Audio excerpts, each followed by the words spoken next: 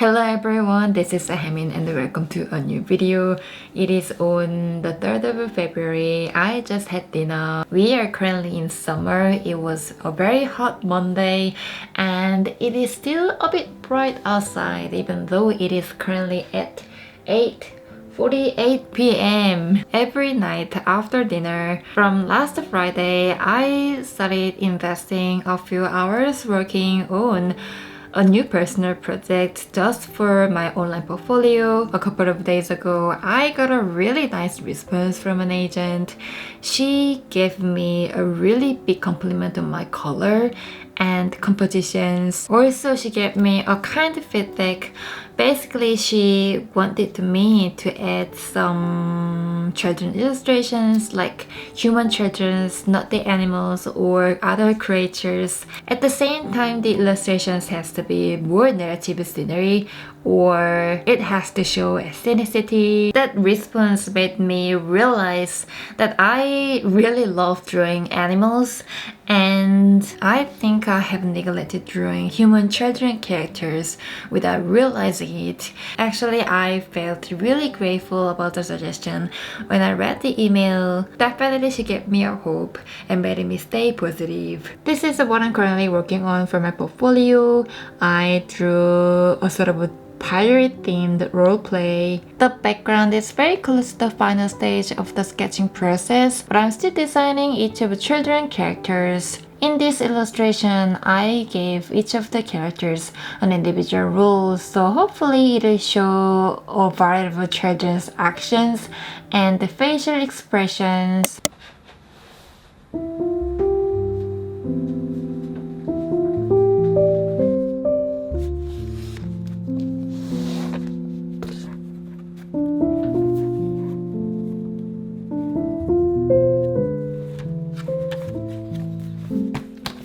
Today I started working page 3 and 4. In case you guys haven't seen my last vlog, in that vlog I started making storyboard again and basically it is a draft 2 and I worked on sketching page 1 and 2. I illustrated how the story began, where the character is from and moving to. By the way, I think I should clarify before the confusions get bigger. In draft 2, I try to make the sketch more tidy. The sketch can be complicated and detailed. I wouldn't do coloring in this draft, but line artwork sounds more possible to do. The story is very inspired by my life moving abroad and living overseas. From page 3 until we get to the page where I want to guide you guys my nostalgic food story from Korea, I want to introduce a little bit of what the life in Australia is like. A significant point is that I want to relate most parts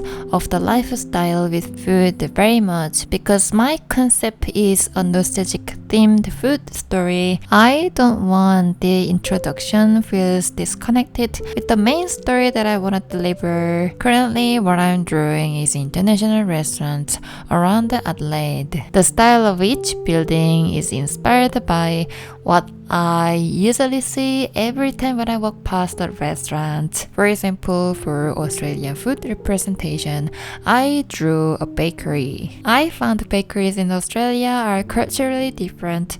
Like for me, pies and pastries are used to be dessert or sweet, but here people in Australia, pies and pastries are quick and easy meal and something that can be affordable for takeaway because they put beef gravy or vegetables inside.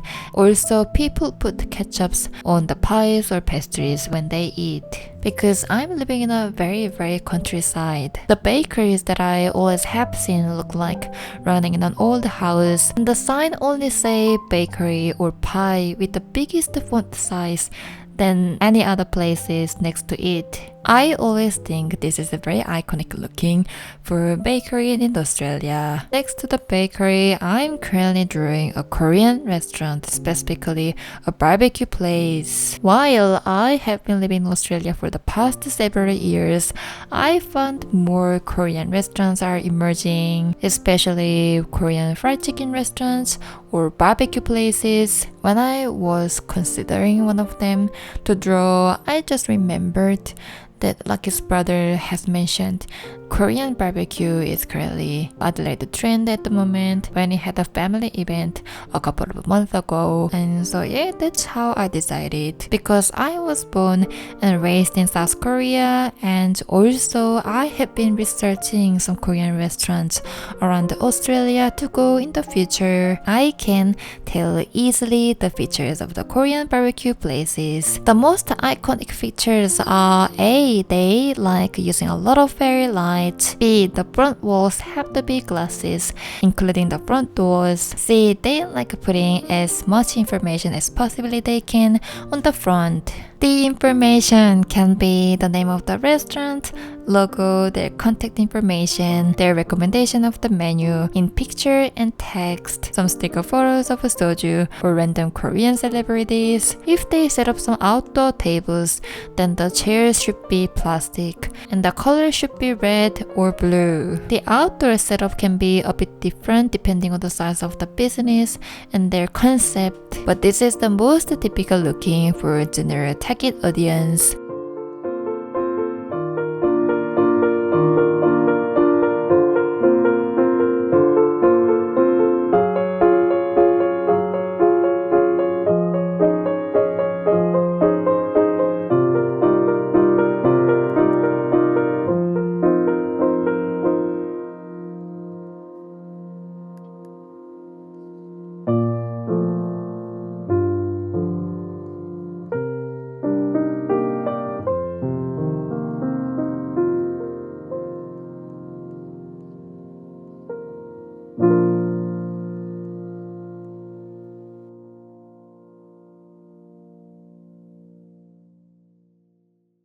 Happy Friday! I just finished the sketching page 3 and 4. It's getting very interesting to see the development of my ideas. Like my first idea and my current idea that I just came up with on this week are very different. Originally, I was thinking about drawing this kind of illustration on these particular pages because I remember that my audience on my social media really liked that kind of illustration, like food building but cute way in my art style. But after over a month, I was thinking that if the main reason is to show the audience on social media, I thought I should not draw that kind of illustrations. Otherwise, I would feel like I was making this book for social media content. My potential target audience will be firstly the literary agents if I want to publish it traditionally. I think they will be the first people who will get to see my entire content in picture and writing. After the process with an agent, the second audience will be the publisher. I think they are early but very important audience to reach out to